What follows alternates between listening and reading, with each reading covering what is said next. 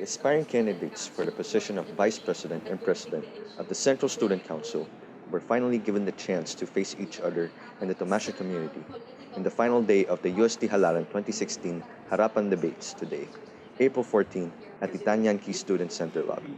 The two Vice President hopefuls, Jose Ramon Linan of the Lakas Diwa and Stephen Grecia of the Lakas Tomasino Coalition, kicked off the day's debates. Panelists questioned Linan how he would strike a balance between the university administration and student body. Grecia was then asked where he thought the jurisdiction of the CSC started and ended.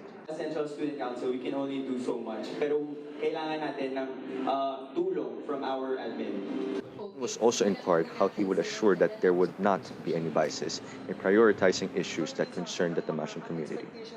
Inside the council, there should be no banners. You shouldn't have any political biases once you're inside.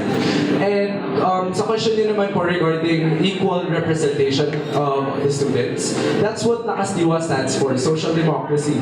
Grecia was also asked how he could ensure cooperation within the student body given their apparent political apathy. So mag-reach out po tayo sa students through our local student councils, by empowering our local student councils.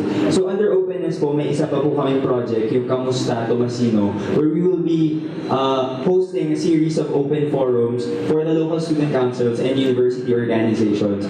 Further reach out yung Central Student Council to the different students. When the aspiring vice presidents were obliged to give their stance on issues that concern the university, both candidates agreed to the expansion of the UST campuses outside Manila, HIV testing in the health service, and the continuity of pageants in the university. So for me, yung expansion ng university, yung quality kasi ng education ng Thomasians, hindi dapat natin nililimit dito sa Metro Manila. Kailangan natin mag-branch out and mag-extend. Para in that way, mas marami tayong Thomasians, and that way, mas marami tayong matutulungan. Unfortunately, hindi lang po sila makapag-aral due to distance. Since malayo nga si UST, hindi naman lahat taga-Metro Manila. We should all be aware and we should raise the awareness on these types of issues po talaga. And increasing the avenues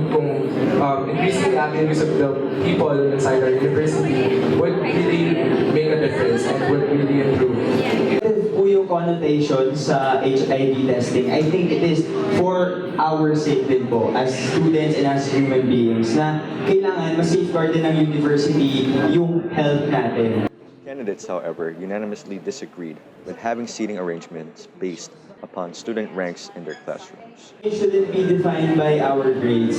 We are defined by who we are, our identity as human beings and as Thomasians. So, pag sunod-sunod yung ranking, I think it's unnecessary and irrelevant sa classroom setting. That grades don't measure intelligence.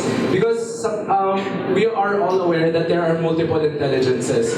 The responsibility of the university is to uplift the students, not to degrade them in any way.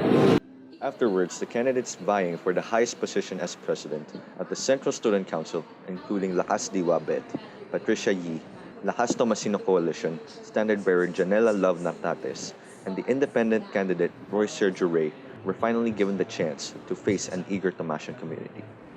The aspiring candidates were asked by the panelists how they would ensure that their officers would do their jobs and assure the Thomasians that there would be checks and balances. They were also asked about the relevance of their platforms and their assurance that their plans would take effect in their term. Magiging student athlete leader ko po at the same time. Kasi tulad nga po ng sinabi ko kanina, hindi po nagiging hadlang pagiging atleta. Naniniwala po kasi kami sa Lakas Tomasino Coalition na kapag ang isang atleta po ay may mga katangian na disiplina, dedikasyon sa ginagawa, may puso sa ginagawa, at pagkakaisa po, at respeto sa bawat co-officer po and the students, then yun po ang may bibigay ko po sa inyo. Yung community development project ko, nagkaroon po kami ng courtesy call sa UST Bayan with Dr. Mark Abini, and sinabi po niya na existing na yung projects na yun, so kailangan ko maging innovative. So, pasasabi ko na natutunan ako sa pagkakamali ko, and hindi ko na siya kaulit kung sakasakali mauupo ako bilang Central Student Council President. To coordinate with the Office for Student Affairs, na mag-rent ng isang desk or ng isang room para sa atin. Kasi ito po yung magiging task ko for my given season na ang concern lang po namin ito is the grievances of the students, and hindi na po kami mag-entertain ng ibang concerns. And in that way po, mas ma-action po yung mga grievances ng mga estudyante. Apathetic students, and we need to cater them and feed them with relevant information. And that is why I propose my platforms na not will only feed them with information, but will improve them as students. Mas i-maximize po natin yung mga mediums natin. Gagamitin po natin yung TV, and magkakaroon tayo ng posters.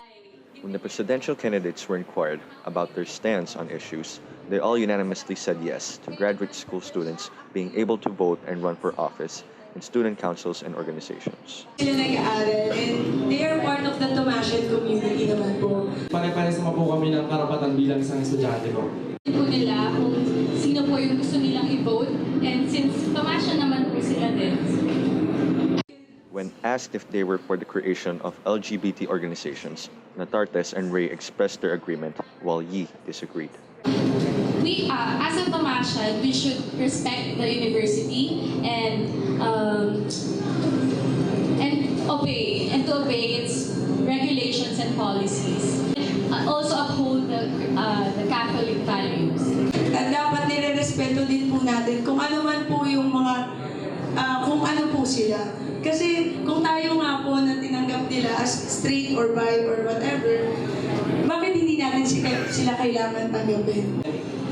Sinabi po ni Patricia na respect to the university. Para ko sa akin, hindi lang sapat yung respect to the university. Para sa akin, kailangan respect to the person itself po. First in information, Thomasians taking action. This is Noel Centeno for Tomasinews.